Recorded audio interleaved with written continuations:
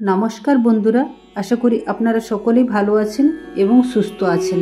রাধাকৃষ্ণ চ্যানেলে আপনাদের সবাইকে স্বাগত জানাই। আজকে এই ভিডিওটির মাধ্যমে জানব 84 লক্ষ যোনির রহস্য।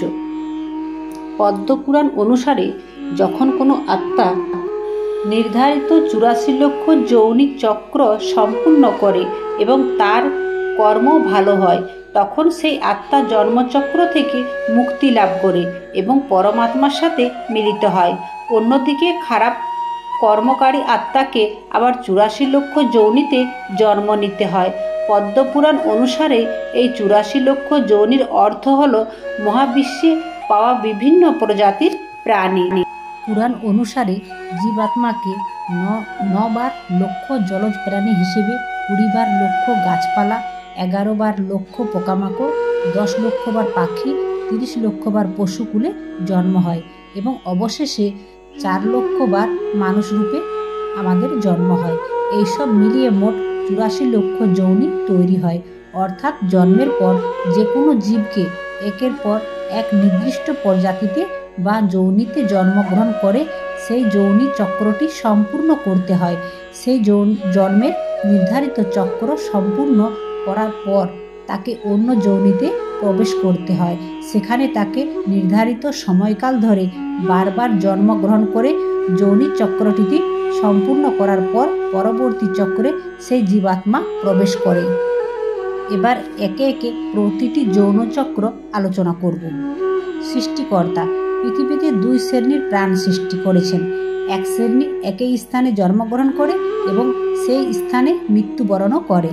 আমাদের আশেপাশের ছোট বড় গাছপালা এর উদাহরণ। জীবাত্মাকে প্রথমে 20 লক্ষ নানা রকম গাছপালা তরুলতা হয়ে পৃথিবীতে জন্মগ্রহণ করতে হয়।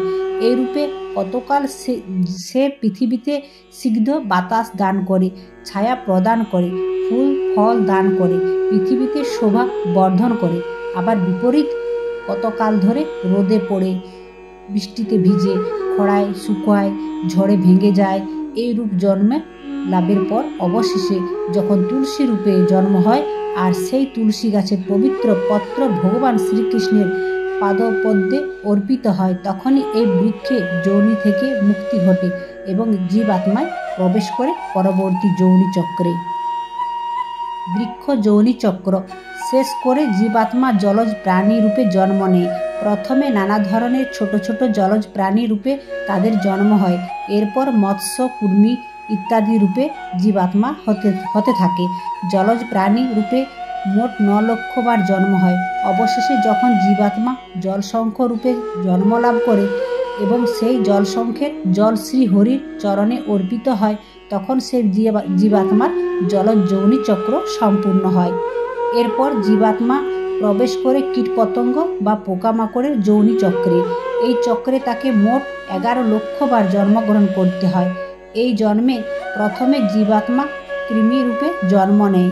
এই জন্মে তাদের হাত পা থাকে না, এরা নোংরা জায়গায় থাকে। এরা নোংরা খাবার এবং একে অপরকে ভক্ষণ করে পেট ভরায়।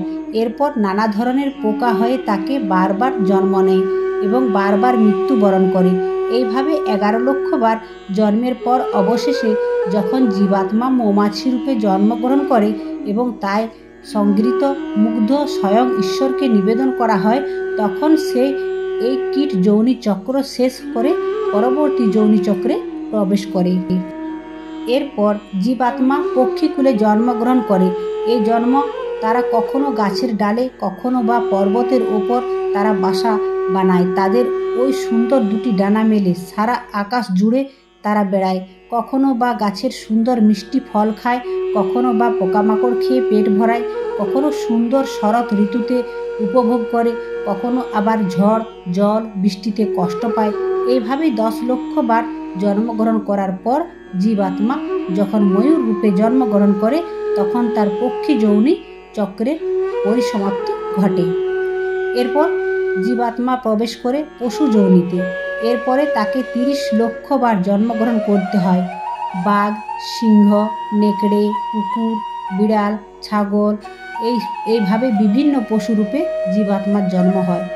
কখনো সে মাংসাশী প্রাণী হয়ে অন্য পশুর মাংস খায়, কখনো আবার তৃণভোজী প্রাণী হয়ে কোনো হিংস্রে পশুর ভয়ে বনের মধ্যে লুকিয়ে থাকে। এইভাবে যখন জীবাত্মা গরুরূপে জন্মগ্রহণ করে তখন তার পশু যোনির পরিসমাপ্তি ঘটে এবং সে মানব যোনিতে প্রবেশ করে। মনুষ্য রূপে তার মোট 4 লক্ষ বার জন্ম হয়। মানব যোনিতে প্রবেশ করে প্রথমেই সে উন্নত জীবনযাত্রা পায় না, তার জীবন হয় অনন্ত এবং দুঃখ কষ্টে ভরা। প্রতিবার যখন সে এই পৃথিবীতে জন্মগ্রহণ করে কর্মের মাধ্যমে ধীরে ধীরে তার জীবনকে উন্নত করতে থাকে এবং তার সৎ বুদ্ধির উদয় হয়।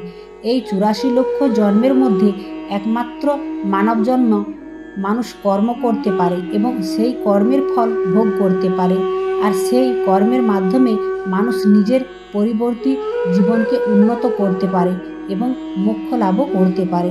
তাই সদা সৎকর্ম করুন, সৎ কথা বলুন, অন্যকে সাহায্য করুন, অন্যায় কর্ম থেকে বিরত থাকুন। আজকের ভিডিওটি এখানেই শেষ করলাম। আপনাদের যদি ভালো লেগে থাকে তাহলে অবশ্যই লাইক, কমেন্ট, শেয়ার করতে ভুলবেন না। আর আমার চ্যানেলে যারা নতুন হচ্ছেন তারা চ্যানেলটিকে অবশ্যই সাবস্ক্রাইব করে বেল আইকনটি অন করে দেবেন। এইরকম নিত্য নতুন ভিডিও নোটিফিকেশন সবার আগে আপনার কাছে পৌঁছে যাবে। জয় শ্রী কৃষ্ণ। রাধে রাধে।